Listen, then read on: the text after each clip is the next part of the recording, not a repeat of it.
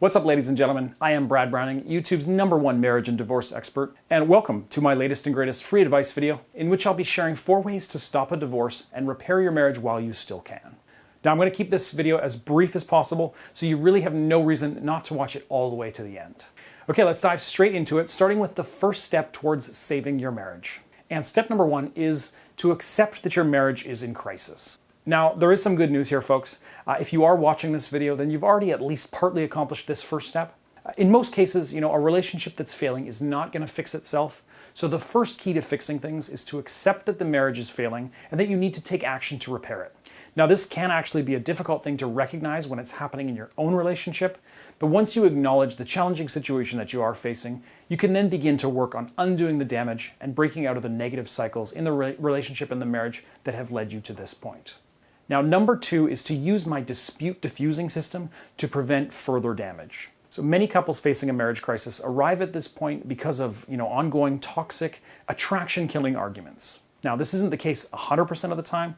Sometimes marital problems arise out of a single incident, like cheating, but usually ongoing bickering and arguments are a major problem. Solving the underlying issues that lead to major disagreements can take time and be very difficult, but you can do a number of things that will ensure that these arguments don't become toxic or cause any further damage to your marriage. Now, I've developed a series of easily implemented techniques and tricks, which I call the dispute diffusing system, that will either prevent an argument from starting or ensure that things don't get out of hand and spiral into those attraction-killing screaming matches that can cause permanent damage to your relationship. Now, I'm not going to be able to cover the full dispute diffusing system here in this video, but please head to marriageguy.com and watch my full tutorial presentation for free as soon as this particular video is over, because in that video I explain more about the dispute diffusing system and I share several of the most effective tactics. Again, to watch the full tutorial video for free, just head to marriageguy.com. Now, I do want to give you one quick example technique that you can implement immediately, though.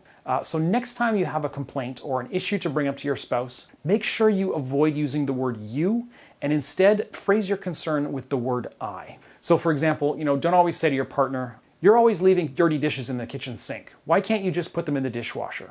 Instead, you could phrase the exact same concern more along the lines of, "I notice there's often dishes left in the sink, which I find frustrating. Can we both try to put dirty dishes in the dishwasher instead of leaving them in the sink?" Now, it's a very subtle change, but you'd be shocked at how small tweaks to your own behavior can help avoid toxic arguments and slowly improve the connection with your spouse. And number 3, share positive, fun experiences with your partner. Now, here's another tip that might sound a bit silly at first, but that can actually make a huge difference to the health of your marriage. Now, think about the early days of your relationship. You and your spouse were probably excited to spend time together, and most of your time spent together was filled with, positive, fun, and happy shared memories. Sure, there was probably some disagreements from time to time, but the ratio of positive to negative time spent together was probably heavily tilted towards the positive. But what about now? If you're like many couples in a marriage crisis, then the ratio is likely tilted far more towards the negative. That means that for every fun date night or weekend adventure you spend with your spouse, fun, happy times essentially together, there's probably an equal amount of time spent angry at one another or engaged in bickering or arguments. Now, there's a simple way to shift things back to the way that they used to be, which is to focus on building happy memories and sharing fun times together with your spouse. And honestly, it can be as simple as, suggesting to your husband that you go to a baseball game this weekend when the kids are with their grandparents, or agreeing to attend a weeknight yoga class with your spouse. As long as you're having fun and showing your spouse a good time, it's going to breathe some life back into your marriage and show your spouse that things can still be fun and positive like they were in the early days of your relationship.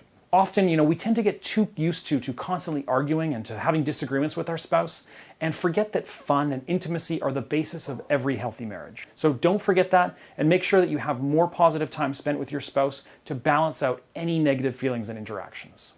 Also, sexual intimacy is also a really key component to any marriage, so try not to neglect that side of your relationship either. Sex definitely counts as positive time spent together, and sexually satisfied partners are far more likely to want to remain married.